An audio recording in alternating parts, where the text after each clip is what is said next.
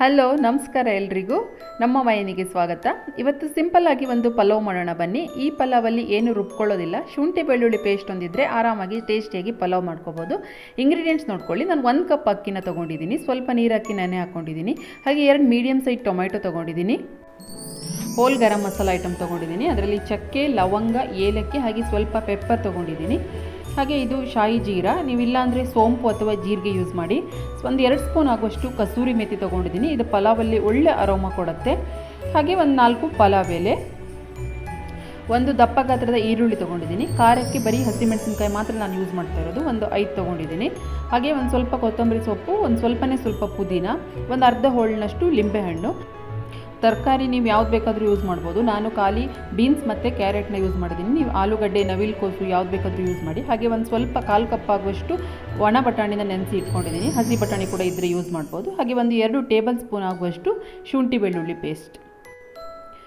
Next ಕುಕ್ಕರ್ಗೆ ಒಂದು 2 table spoon ಆಗುವಷ್ಟು ಎಣ್ಣೆ ಹಾಕಿ, ಎಣ್ಣೆ ಬಿಸಿ ಆಗ್ತಿದ್ದಂಗೆ ಈ ಹೋಲ್ ಗರಂ ಮಸಾಲ ಐಟಮ್ ಎಲ್ಲನೂ ಹಾಕಿ, ಕಸೂರಿ ಮೇಥಿನ ಮಾತ್ರ ನೆಕ್ಸ್ಟ್ ಹಾಕ್ಕೊಳ್ಳೋಣ. ಇದನ್ನು ಒಂದು 2 ಸೆಕೆಂಡ್ಗಳ ಕಾಲ ಫ್ರೈ ಮಾಡ್ಕೊಂಡ್ಬಿಟ್ಟು ನೆಕ್ಸ್ಟ್ ಈರುಳ್ಳಿ ಮತ್ತು ಹಸಿಮೆಣಸನ್ನು ಹಾಕಿ, ಈರುಳ್ಳಿ ಒಂದು ಅರ್ಧದಷ್ಟು ಫ್ರೈ ಮಾಡ್ಕೊಳ್ಳಿ. ಸ್ವಲ್ಪ ಟ್ರಾನ್ಸ್ಪರೆಂಟ್ ಕಲರ್ ಬಂದರೆ ಸಾಕು. ನಂತರ ಇದಕ್ಕೆ ಶುಂಠಿ ಬೆಳ್ಳುಳ್ಳಿ ಪೇಸ್ಟನ್ನು ಹಾಕಿ ಹಸಿ ವಾಸನೆ ಹೋಗೋ ತನಕ ಫ್ರೈ ಮಾಡ್ಕೋಬೇಕು.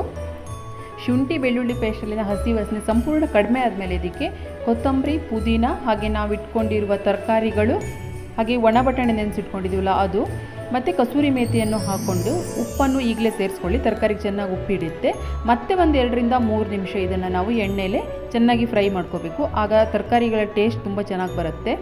ಟೊಮೆಟೊನ ಮಾತ್ರ ತರಕಾರಿನ ಒಂದು 2 ನಿಮಿಷ ಫ್ರೈ ಮಾಡ್ಕೊಂಡು ನಂತರ ಸೇರಿಸಿ. ಈಗಲೇ ಸೇರಿಸ್ಬಿಟ್ರೆ ಅದು ನೀರು ಬಿಟ್ಕೊಂಡು ಬಿಡುತ್ತೆ, ತರಕಾರಿ ಎಣ್ಣೆಯಲ್ಲಿ ಫ್ರೈ ಆಗೋಲ್ಲ. ಈಗ ನಾನು 2 ನಿಮಿಷ ಫ್ರೈ ಮಾಡ್ಕೊಂಡು ನಂತರ ಟೊಮೆಟೊ ಹಾಗೂ ಅಕ್ಕಿನ ಸೇರಿಸ್ಬಿಟ್ಟು, ಅಕ್ಕಿನ ನಾನು ಜಾಸ್ತಿ ನೆನೆಸಿಲ್ಲ, ಒಂದು 10 ನಿಮಿಷ ನೆನೆಸಿದ್ದೀನಿ ಅಷ್ಟೇ. ಅಕ್ಕಿನೂ ಕೂಡ ಈ ಮಸಾಲ ಜೊತೆ ಒಂದು 2 ನಿಮಿಷ ಫ್ರೈ ಮಾಡ್ಕೋಬೇಕು. ಈ ಅಕ್ಕಿನ ಹುರಿಯುವಾಗ ಇದ್ರ ಜೊತೆ ಒಂದು 2 ಸ್ಪೂನ್ ತುಪ್ಪ ಹಾಕೋತಾ ಇದ್ದೀನಿ. ಇದು ಆಪ್ಷನಲ್, ಬಟ್ ತುಪ್ಪ ಹಾಕಿದ್ರೆ ಅಕ್ಕಿ ಹುರಿಯುವಾಗ ಆ ಅನ್ನದಲ್ಲಿ ತುಪ್ಪದ ಘಮ ಚೆನ್ನಾಗಿ ಬರುತ್ತೆ ಅಂತ. ಅಕ್ಕಿನ ಒಂದು 2 ನಿಮಿಷ ಹುರಿದಾದ್ಮೇಲೆ ನಾನು ಇದಕ್ಕೆ 2 ಕಪ್ಪಷ್ಟು ನೀರು ಸೇರಿಸ್ತಾ ಇದ್ದೀನಿ. ನಾನು ತೊಗೊಂಡಿರೋದು 1 ಕಪ್ ಅಕ್ಕಿ, 1:2 ಅಲ್ಲಿ ನೀರು ಸೇರಿಸಬೇಕು. ನಂತರ ಲಿಂಬೆ ರಸವನ್ನು ಹಿಂಡಿಬಿಟ್ಟು ಉಪ್ಪು ಸರಿಯಾಗಿದೆ ಅಂತ ನೋಡ್ಕೊಳ್ಳಿ. ನಾವು ತರಕಾರಿ ಹುರಿಯುವಾಗಲೇ ಸ್ವಲ್ಪ ಉಪ್ಪನ್ನು ಸೇರಿಸಿದ್ದೀವಿ. ಈಗ ರುಚಿ ನೋಡ್ಕೊಂಡ್ಬಿಟ್ಟು ಉಪ್ಪಿನ ಅಗತ್ಯ ಇದ್ದರೆ ರುಚಿಗೆ ತಕ್ಕಷ್ಟು ಉಪ್ಪನ್ನು ಸೇರಿಸಿ ಕುಕ್ಕರ್ ಲಿಡ್ ಕ್ಲೋಸ್ ಮಾಡಿಬಿಟ್ಟು ನಾನು 2 ವಿಸಿಲ್ ಹಾಕ್ಸ್ತಾ ಇದ್ದೀನಿ. ಓಕೆ, ಇವಾಗ ನಾನು ಕುಕ್ಕರ್ ಓಪನ್ ಮಾಡ್ತಾ ಇದ್ದೀನಿ.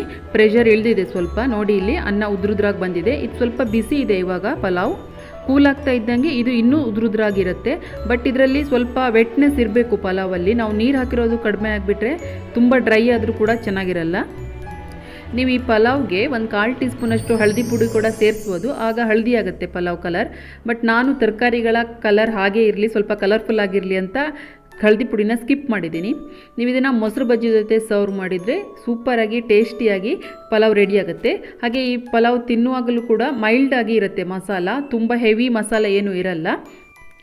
ಪಲಾವ್ ಏನಾದರೂ ಇಷ್ಟ ಆಗಿದ್ದರೆ ವಿಡಿಯೋನ ಲೈಕ್ ಮಾಡಿ, ಶೇರ್ ಮಾಡಿ. ಹಾಗೆ ಚಾನೆಲ್ ಕೆಳಗಡೆನೇ ಇರುವ ಸಬ್ಸ್ಕ್ರೈಬ್ ಬಟನ್ ಒತ್ತಿ, ಅದರ ಪಕ್ಕದಲ್ಲಿರುವ ಬೆಲ್ ಐಕಾನ್ ಒತ್ತಿ ಆಲ್ ಆಪ್ಷನ್ಗೆ ಕ್ಲಿಕ್ ಮಾಡಿ. ನಾನು ಯಾವುದೇ ವಿಡಿಯೋ ಹಾಕಿದರೂ ನಿಮಗೆ ನೋಟಿಫಿಕೇಷನ್ ಬರುತ್ತೆ. ಸಿಗ್ತೀನಿ ಇಂದಿನ ಇನ್ನೊಂದು ಇಂಟ್ರೆಸ್ಟಿಂಗ್ ವಿಡಿಯೋದಲ್ಲಿ. ಅಲ್ಲಿವರೆಗೂ ಧನ್ಯವಾದಗಳು.